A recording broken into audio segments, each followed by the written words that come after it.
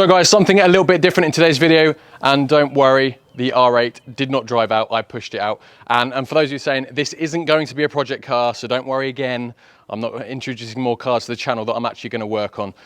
This is going to be one for you guys.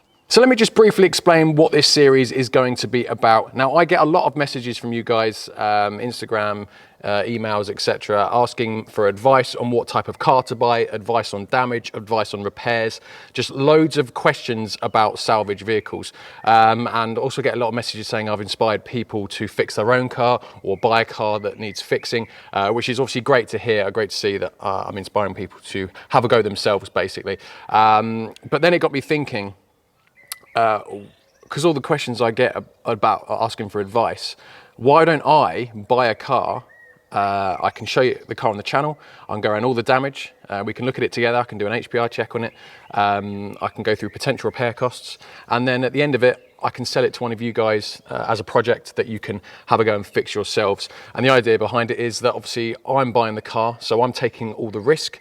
And also I can use my expert knowledge to make sure I'm buying a car which I think is going to be a good investment for both of us. So that is exactly what I'm going to do. I'm going to trial it. I'm going to buy a couple of cars. I've already bought a couple of cars, this Audi Q3 being the first one. So yeah, the idea is I show you the car, we go around it, I explain all the potential issues with it. We'll have it up on the ramp. We'll also do an HPI check using CarVertical as well. And at the end of it, I'll just offer it to sell for you guys, and whoever wants it can come and buy it. Now, this sort of series will be easily designated. I'm going to put in the title of it a dash and then FS, meaning for sale. So every time you see an FS at the end of one of my titles of the videos, you know that it's going to be a car that I'm going to walk around and then one of you guys can buy it. So we've started off with a nice Audi Q3 here. It's a nice and easy one. It's actually easier than I thought it was going to be. You know, with auction cars, it's a complete gamble. As I said, all the risk is going to be mine because I'll be buying it and hoping that it's going to be at least what I expect it to be, if not better. And yeah, this Q3 is no different. It's a lot better than I thought it was going to be. And actually, it shouldn't have been written off. So that's enough waffling. I hope you understand what this series is about, and don't worry, it's not another project car, so don't get on at me in the comments saying finish the cars that you've got.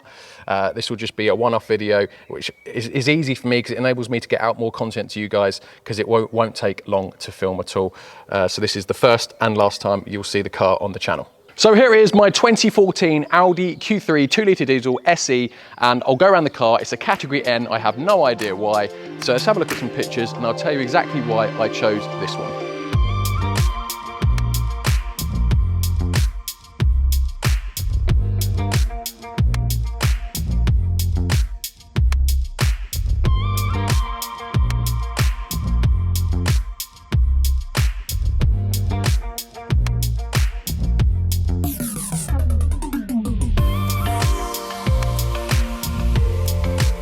So it's a 2014 14-plate Audi Q3 SE Nav 2-litre diesel, 140 PS, front-wheel drive, 6-speed manual. And there's one main reason I bought this car, and that is because it has only done 21,000 miles. And I'll tell you the other reason I bought it. If I'm honest, this is the main reason I bought it. This is going to look stupid and sound stupid. The coolant bottle. I mean, just look how nice and clean and nice and pink that coolant bottle is. I mean, that pretty much sold it to me just by seeing the picture of the engine bay. But we'll have a look again in there a bit later. So yeah, that is the main reason I bought the car, guys. The damage was the other thing, because it is a very minor damage. And now I've actually got the car, it's even more minor than I thought it was going to be, and it's made me question why this car was even written off in the first place. This is a category N car, which is non-structural, basically bolt-on parts essentially, but it's not even this. I think you'll need one part for this car to fix it, if I'm honest.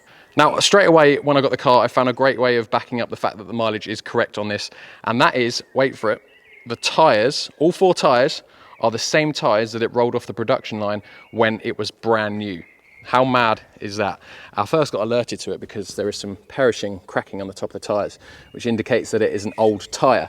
So we can just go around, find the dot code, which is here, 0314, which means this tyre was made in the 3rd week of 2014.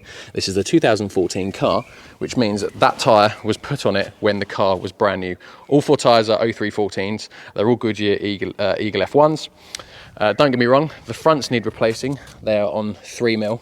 but the rears are still on like 5-6 mil of tread. So straight away we can have some indication that the car mileage is genuine, and it also hasn't been abused either, because the tyres have managed nearly 22,000 miles and still not even fully worn out. The rears even more. So that's some good news straight away. Let's go round the car now and have a look at some damage. I'm going to be clutching at straws here, I think, because there isn't really any apart from the damage on the near side front. There's a little bit of a scuff there, which I think will probably polish out. I don't think even the wheels are damaged. I mean, I think there's a slight mark on the wheel there, but paintwork's also in good condition. A little bit of looks like a bit of rubber possibly, so that, I mean, it's not damaged, that'll polish out. Let's just go around. I think there's maybe a few stone chips here and there. I mean, it is 8 years old, but on the whole, a few scuffs here. Again, you could probably polish most of it out. That as well. But other than that, there's no dents or scratches. Nice bit of bird poo as well. But other than that, the rest of the car is actually really good condition. Again, I think that's just a bit of bird poo. No damage on the screens. Roof looks good. So that brings me to the only real bit of damage on the car then, and for some reason the car was written off due to this. So let me tell you what I think needs replacing first, and why I think they decided to write this car off. So the only thing I think needs replacing is this wing here. It's not even that badly damaged, but it's damaged on a crease point here, which looks quite difficult to repair. And also, I think where the collision happened, the wing got pushed back a little bit, and then someone's opened the passenger door and then dented it some more here. So it's probably easier. Wings are cheap. We'll find out exactly how cheap in a moment, but I'm going to guess around 50 quid at the minute. So this wheel trim here, I don't think even needs replacing. I think it's just been popped out. The only bit of damage on it is here. I think that could probably just be glued in. Although this trim, I imagine, isn't that expensive anyway. The bumper isn't damaged. There's a little bit of a scuff here. So I think the bumper just needs a bit of a smart repair. And also the front bonnet, you can see, has had a slight bit of impact here. It might not even be anything to do with this. Could have been a previous damage and they've just not done anything about it. Doesn't look like there's any paint damage, but there is a slight crease along here. I don't know if you can see it on the camera. So a dent man could probably get that out, but the crease may need a little bit more work if you're even bothered about it. So in my opinion, you need a new wing, smart repair to the bonnet, smart repair to the bumper, and if you want, I wouldn't bother at all. Touch up on the door here where you can see they've opened it and it's just taken the paint off the inside there. Passenger door doesn't look damaged otherwise. So yeah, I mean, why has this been written off for such minor damage? And I can guarantee it's because the insurance company have gone, yep, needs a new wing, yep, needs a new bumper, yep, needs a new bonnet, yep, needs a new passenger door. Let's go to Audi and spend all full retail prices, probably £800, £1,000.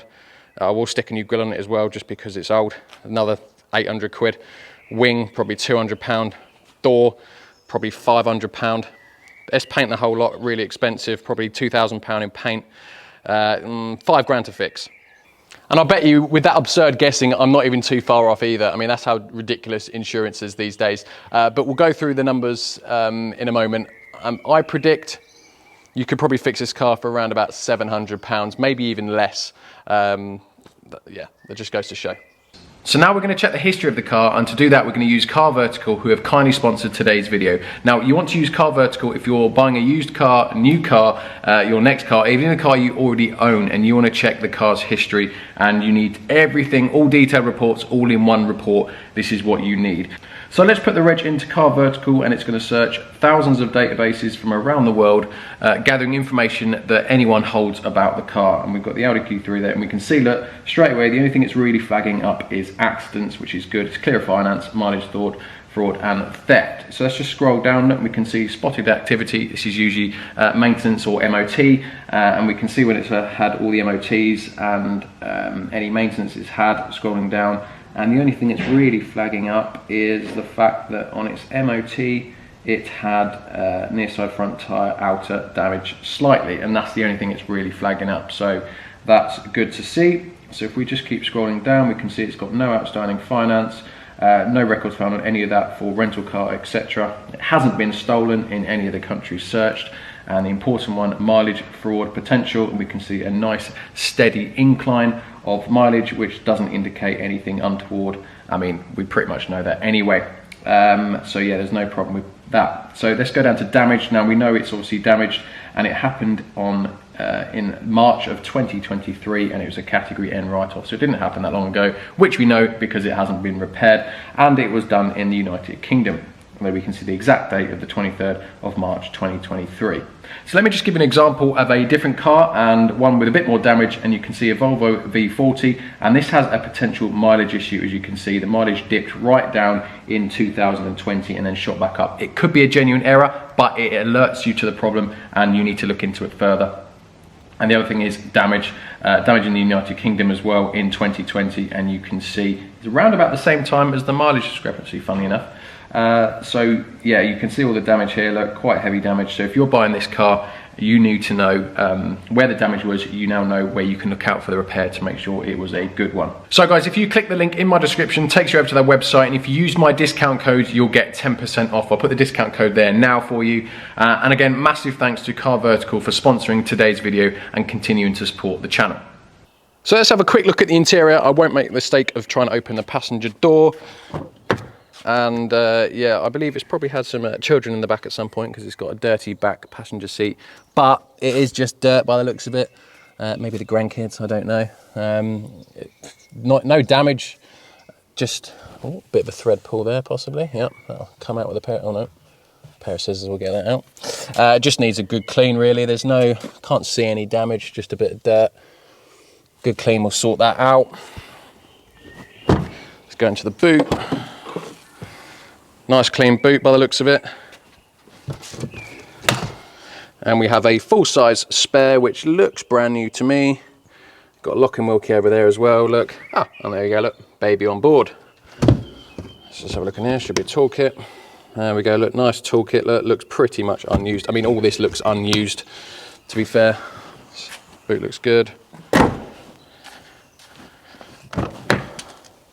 Again, you can see there's a lot of stains, probably like some juice or a bit of food, etc. But nothing a good clean won't fix anyway.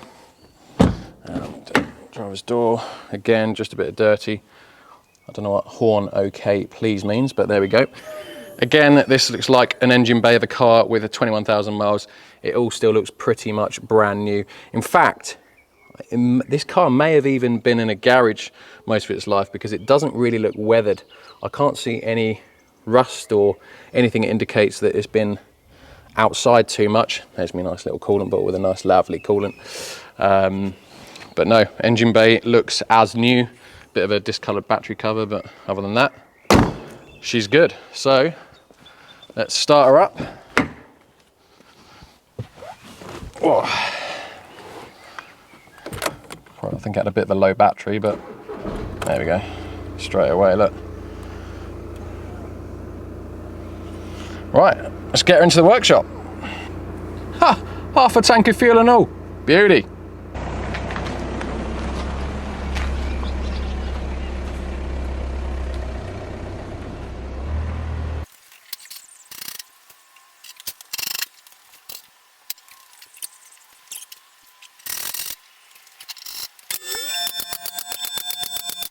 So the main area of concern will be this near side front bit here, but as you can see, look, let's just get down. There is absolutely no damage here whatsoever. It is as if there wasn't a crash, which kind of backs up the fact that the impact was slightly further up there. So I don't think even the wheel arch line is damaged. It's just come away here. Up there, look, it's just come out of its slot, which you'd expect because it popped out. But other than that, there is no damage. So let's just have a look at the rest of the car. All looks good under here. No oil leaks or anything like that. Everything is as you'd expect. Let's just go down the car. It looks like brand new here, if I'm honest with you.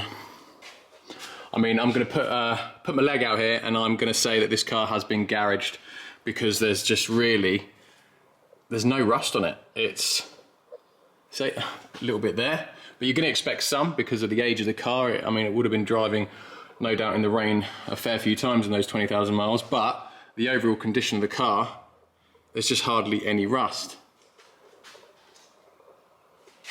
Looks pretty much brand new.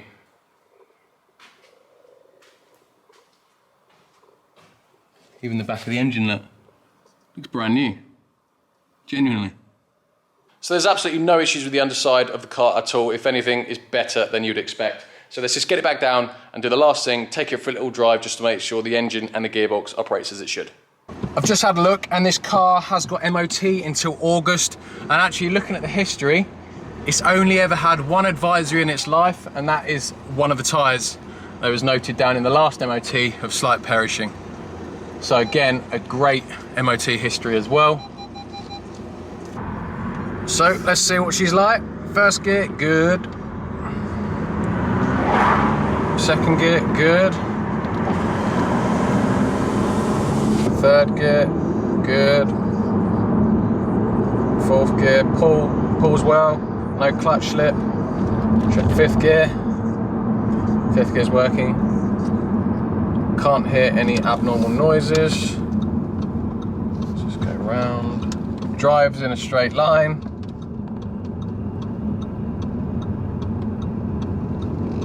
Back up. Let's just check the pull's well. Yeah, pull's good. Let's just check sixth gear. Fifth gear's good. Sixth gear good. Yeah, spot on. Brakes. Yeah, brakes nice and straight. No warning lights on the dash. No airbags deployed. Car's spot on. Oh, aircon even works. Lovely. So all in all, this Q3 is actually turning out to be a really good buy. I'm going to give myself a pat on the back for that one as well. So let's have a quick look at potential repair costs. Now I've got here a picture of, you've got a choice. You can have a patent part wing for £78, or you can get a genuine one for £250. Now both of those will be around about £150 to paint. Front bumper smart repair between 100 and 150 quid.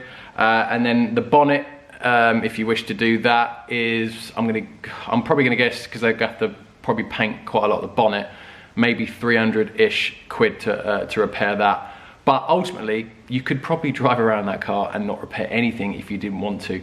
It is purely cosmetic. So an estimated repair cost for me would be, what's that, 3 and then plus something, about 600. So I'll go 600 to 800 pounds, depending on the prices in your area. So it's not much at all. Now, how much do I want for the car? So let's have a look on Auto Trader. The cheapest one on there, there's actually another one very similar to my one here. It's Cat D, up at £10,000, slightly older, slightly more miles, but otherwise it looks very similar, and that's up at 10 grand. And there's another one here that's done twice the mileage for 10 grand as well. And then after that, they just go 12 grand onwards. Again, all done nearly double the mileage as well. So I'm after 8.5 grand for the Q3, which I think represents probably very good value for money, judging just by everything about it. So if you're interested in the car, guys, all you got to do is email me, and make sure you put in the title description of the email Audi Q3. That way I'll try and pick it up as quickly as possible. It'll just be a first come, first served. Whoever wants it, they can have it. Collection will be around the Cambridgeshire area, although I can deliver it anywhere in the UK for a slightly additional cost. And the other thing to note is that you would have to apply for a V5, which costs £25. Very easy to do. You print off a V62 form from the post office, fill it out, send it off, and you'll get a V5 come back to you within about 4 to 6 weeks. But if the buyer has any confusions, they can just ask me, and I could even do it for them if they want. Now, there's no book pack with the car, but cars of that age had digital service history going forward.